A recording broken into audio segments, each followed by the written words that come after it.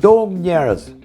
Ja ku jam, unë jam Armand Xhuli dhe jam këtu si zakonisht çdo të hënë për horoskopin edhe për një poezi që është edhe teksti një këngë. Dhe këtë bashkim të poezisë dhe të horoskopit unë i kam titulluar Mesazhi i yjeve në fat dhe në muzikë. E gjithë kjo në Radio Sol në 89 MHz. Mos harroni kanalin YouTube Sol 89, si dhe rrjetet sociale në adresën Radio Sol. Falenderojmë kryesat bonën për këtë që ndodhi, ose për atë që do ndodhi, dhe për atë që ka ndodhur, dhe sot kam fatin që do t'ja u prezantoj, do t'ja u tregoj horoskopi, do analizoj dhe këngën në praninë e dy miqve të mi, që do të thotë që sot nuk janë vetëm. Këta dy miqtë e mi janë Freddie Mercury dhe John Lennon. Pasi dëgjuan horoskopin, më thanë duam vim edhe ne, duhet bëjmë pjesë e emisionit, gjitha këto gjëra, prandaj janë sot këtu bashkë me ne. Ti falenderojmë dhe ata. Dhe tani ti kthehemi horoskopit. Dashi. Vulkani më i afërt aktiv që kemi ne pranë ose që kemi më pranë është Etna, që ndodhet në Siçili.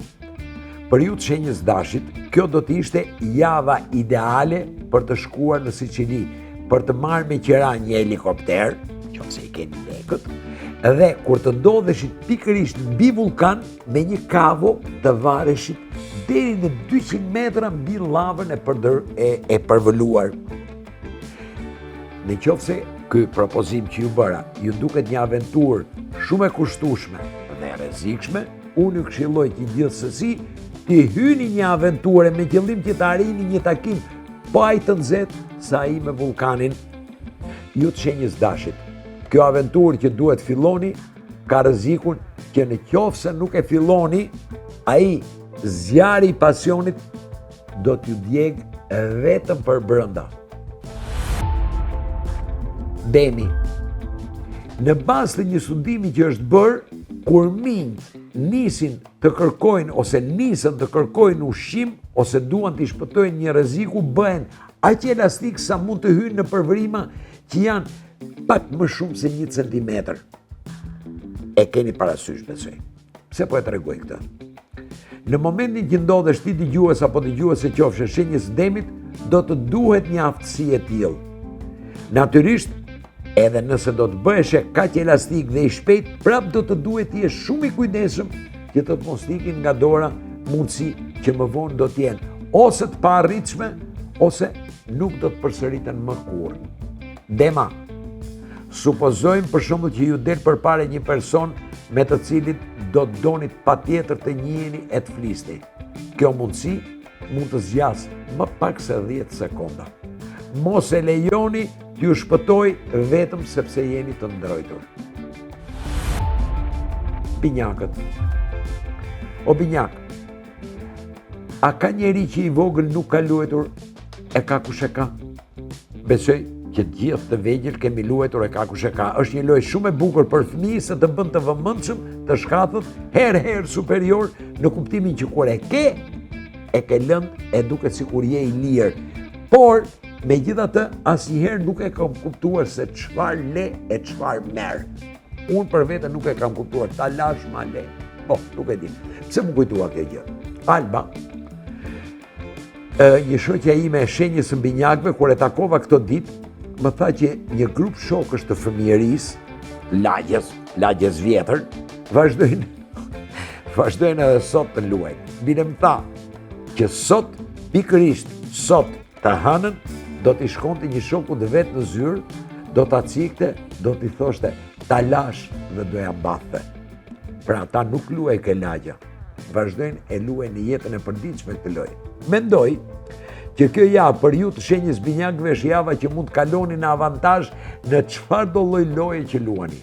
Loja, natyrisht është një metaforë, një figurë letrare që përfaqëson çdo aktivitet tuaj. Ç'keni për ta bërë këtë javë, bëjeni këtë javë. Kaforja. Po të dëgjosh sa shprehje të çuditshme të përdorura për të vlerësuar gabimet e ndryshme, luan mënç. Nga ato më të përdorurat e më të padurueshmet, unë kam përmbledhur disa. Për shembull, të shkrim në gojë, të lëpish gishtat, një mrekulli, një spektakël, e papame, është nona, e të tjera.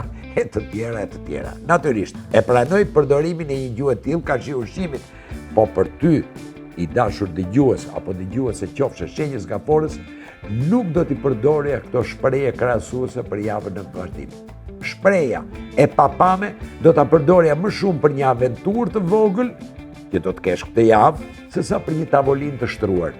Këshilla ime për këtë javë për ju të gafores është: vejni mend qefit, po jo në për tavolina.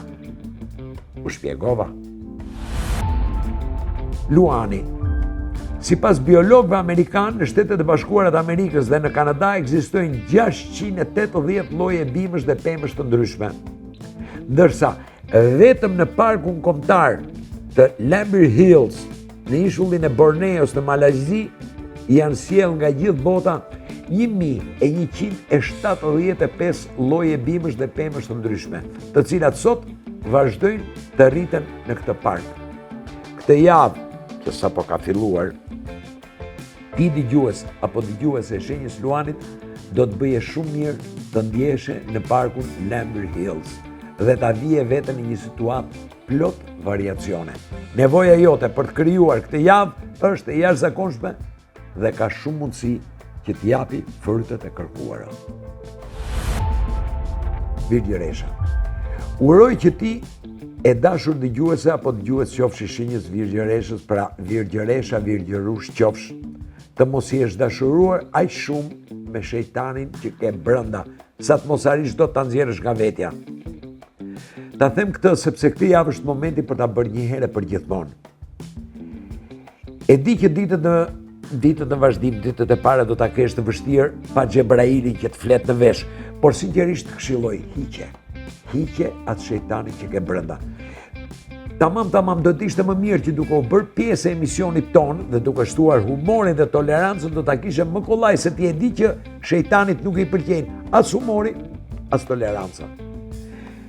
Metafora e shejtanit është një mendim e një gjë që të ndryll dhe të frenon në këtë periudhë. Hiqi mendimet e këqija, pra shejtanin, dhe do të shohësh që koha nuk është e vranët, është me diell. Peshorja. Truri ynë është i formuar 30% nga proteina dhe 70% nga dhjamra. Pra, nuk është fare gabuar që ta quajmë top dhjami. Për ta ushqyer trurin tënd o njeri, burra grua qofshi shenjës peshores, duhet të përdorësh ushqime që kanë në përbërjen e tyre element që trupi ynë nuk i prodhon, por i merr të gatshme, siç janë omega 3, omega 6, që populli shpesh i thot vaj peshku.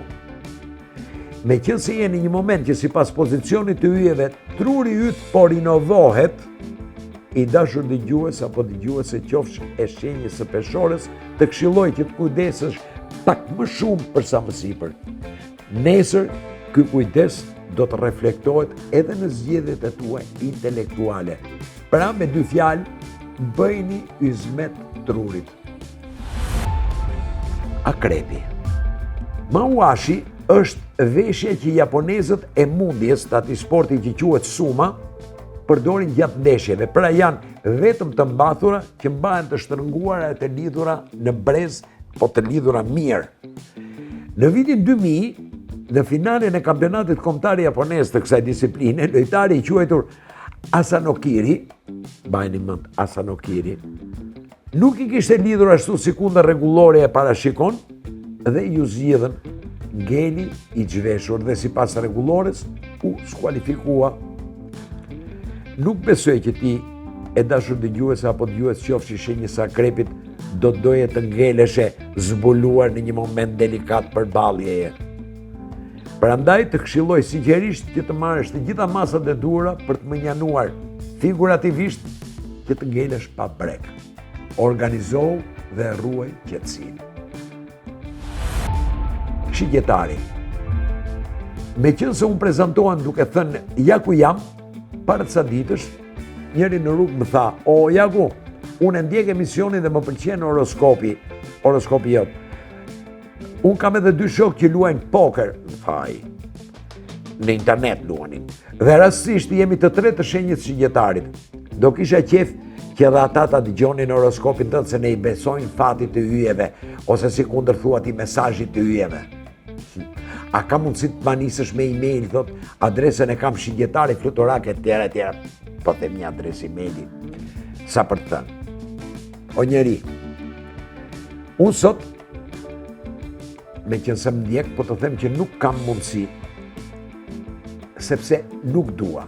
Në asnjë mënyrë të nxish dëshirën e as kërkujt për lojëra bixhozi, për skedina, për lotari, për çdo lloj loje tjetër fati. Preferoj që kjo nxitje të shkoj për gjëra më fisnike, më emocionale. Ju të shenjës shigjetarit, provojeni fatin këtë javë duke vënë bast me veten për të arritur emocionalisht ose profesionalisht atë synim që keni prej kohësh. Mos i besoni lojrave djallëzore që quhen lojra fati. Nuk luhet me fatin dhe mos luani me fatin. Briciapi.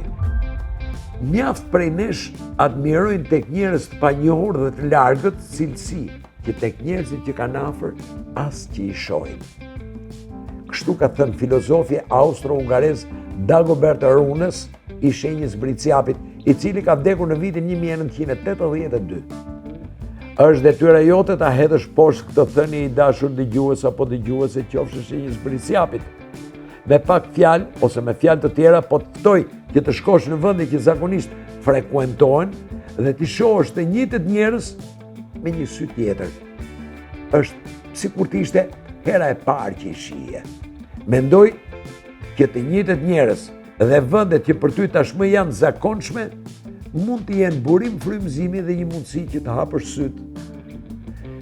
Por ti jesh i bindur që ata nuk do të jenë aty pafundësisht deri kur të të mbushet mendja ty. Bëje tani. Ujori. Katedralja Saint-Pierre de Beauvais në provincën e Picardie në Francë është shembulli më i bukur i stilit gotik dhe është katedralja më e lartë katolike në botë. Faqet e saj janë shumë të larta. Kolonat me shtylla druri të paprera. Xhamat e ngjyrosur dhe ora e saj astronomike tregojnë një punim të jashtëzakonshëm artistik.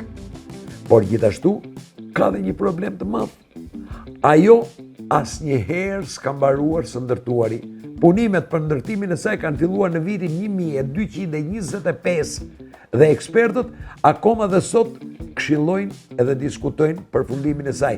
Në vitin 1225 jemi 2026. Hesapet bëjni vetë se sa shumë vjet janë brenda.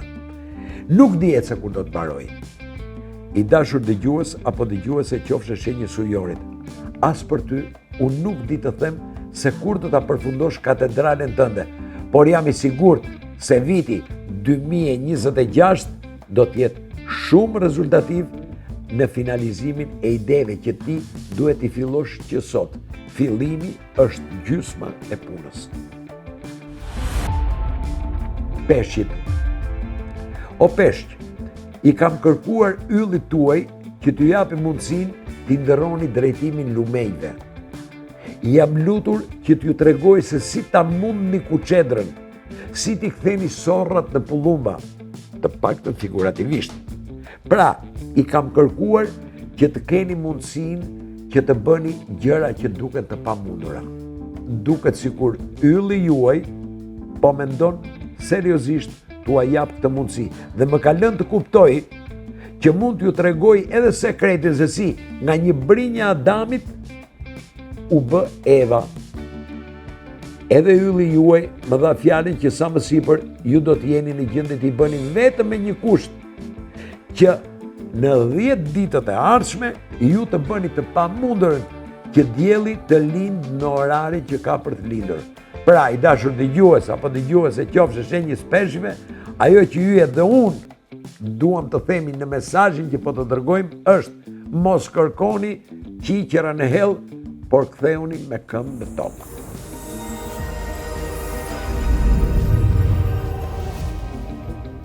Këtu mbaroi dhe horoskopi kësaj jave njerëz. dhe grupi që na shoqëroi në sfond në radio gjatë horoskopit ishte Amerika. Nisur nga këngët e tyre, po ju them një konkluzion timin. Sekreti një interpretuesi të madh, pra këngëtari të madh, nuk është që të ketë zë të bukur. E rëndësishme është të kuptoj deri në detaje sensin e gëzimit apo të dhimbjes që tregon. Sepse në këngë interpretohet gjithmonë një emocion, një çfarë do lloj dashurie për diçka, për dikë, dhe nëse nuk di se ç'do të thotë të vuash, nuk mund të dish as se ç'do të thotë të duash, dhe ky është sekreti. Sekreti i interpretimit. Nuk mund ti dish gjërat ose të dish ti thuash gjërat duke i ndjer ato, është edhe ky sekret në vete. Kjo është kënga. Kënga bën pikërisht këtë. Dhe kënga që unë do të analizoj sot është A Horse with No Name. Kali pa emër. Një kal pa emër. Është një këngë e grupit të rock folk Amerika, që si kundërkuptohet është një grup amerikan. Kënga është publikuar në vitin 1971. Kjo këngë është një pjesë shumë simbolike që të mos themi enigmatike. Këngëtari tregon për një udhtim në përshkretëtir kaluar mbi një kal pa emër, në një rrugtim refleksioni, në një vend paqësor, larg kaosit të përditshëm. Kali pa emër është një simbolik e një mjeti, është simbolika e një mjeti të papërcaktuar për të mbritur në vendin e paqë, për të gjetur paqe, për të gjetur qetësinë. Gjatë udhimit ambienti ndryshon, transformohet dhe gjithmonë simbolikisht jepet transformimi i njerëzve që kanë humbur dashurinë, i lumejve që janë tharë nga uji, i klimës që ndryshon. Është një mesazh njerëzor për kujdesin ndaj klimës, ndaj fenomeneve shoqërore të përditshme, sidomos. Sikundër në art, në letërsi, në muzikë, kali është simboli i një kafshë magjike që gjithmonë ja del ta çojë kalorsin në destinacion, në vendin ku duhet të mbri, në vendin ku dëshiron të mbri. Në letërsinë tonë, për shembull, kemi kalin që çon doruntinën tek i vllai. Kemi kalin që çon Gjergje Lezalin në fushën e Mejdanit për të mundur atë balozin e zi. Në kinema kemi kalin e Trojës. Kemi edhe një film tjetër shqiptar, Vdekja e kalit. Pra kali është një fenomen, është një simbol i jashtëzakonshëm. Në rastin e këngës tonë, kali e çon tregimtarin ose më mirë këngëtarin nga një vend plot pa kënaqësi, me halle, me probleme, një në tjetër vend aq paqësor sa tregimtari shkrihet në një me natyrën, duke haruar edhe emrin e tij. Në një farë mënyre, kalorsi e kali shkrihet në një të vetme, në një personazh with no name, në një personazh pa emër, pa identitet, një personazh që vetëm përfaqëson. Dhe tani, në vargjet e kësaj këngë, nga unë të shqipëruara, thuhet: në pjesën e parë të rrugtimit, gjithë jetën po shikoja. Kishte pemë, zoj, gur, e të tjera gjëra. Kishte rër, kodra, e male të tëra. E pare që takova, ishte një miz duke gumzhitur, një qiell pare, të nxehtin përvelues, tokën e zhuritur, e ajrin për qark me pinguj ngjinjur. Në përshkretir kam kaluar, hypur mbi një kal pa emër. E bukur është nga shiu larg të jesh. Në shkretir emrin mund ta mbash, sepse dhimbje nuk të shkakton askush. Po pas 2 ditësh, dielli në shkretir, lëkura ime e kuqe ishte bërë. Pas 3 ditësh në shkretir duke u argëtuar, shtratin e një lumi isha duke vështruar. Dhe historia që ai më tregoi për një lum që dikur rrithe, duke menduar se tani kishte vdekur, më trishtoi. E shihni, në përshkretir kam kaluar, hypur mbi një kal pa emër. 9 ditë më pas, kalin të vraponte i lirë e lash, sepse në det ishte shëndruar shkretëtira, kishte pemë, zogj, gurë të tjera gjëra, kishte rër, kodra e male të tëra. Oqeani është një shkretir me jetën nën të dhe me një maskim perfekt përmbi të. Nën qytete prehet një zemër e bërë nga dheu, por njerëzit dashurit nuk falin më. Në përshkretëtir kam kaluar hypur me një kal pa emër. E bukur është nga shiu larg thjesht. Në shkretir emrin mund ta mbash, sepse dhimbje nuk të shkakton askush. Kjo ishte edhe për sot njerëz, ky ishte teksti i këngës, shpresoj t'ju ketë pëlqyer e shpresoj t'i jeni kuptuar. Tani si për herë këngën nga unë të analizuar e të vargëzuar, do ta dëgjoni si një cover nga miq e grupit ton Bluebird Band. Janë Eninelku, Kolsheu, Ledi Sejko. Duke falnderuar për këtë mundësi që na dha Kryesa Bonën, qofshin mirë ku do qofshin.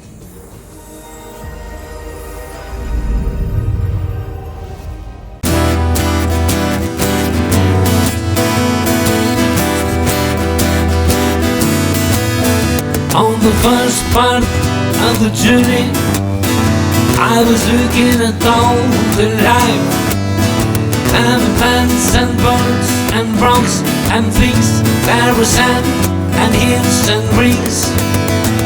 The first thing I met was to fly with the bus and the sky, when the clouds, the heat was hot and the ground was dry, but the air is full of sound. Into the desert on a horse within me, it'd be good to be out in the rain. In the desert, can't remember your name, cause there be no one for to give it a beat. Lie, lie, la la la la la la la lie, lie, lie, lie, lie, la la la la la la lie, lie, lie.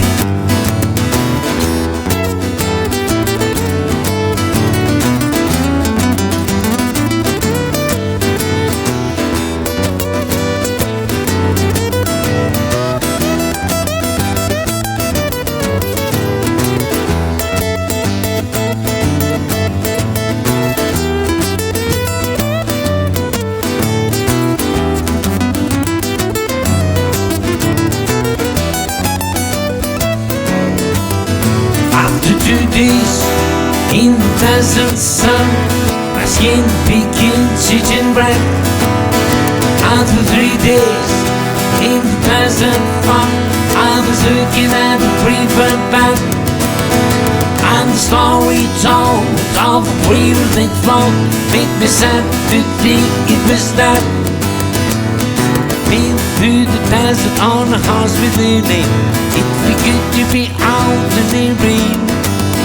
In the desert, can't remember your name, must be no one for to give it a beat. Lie, lie, la la la la la la la lie, lie, lie.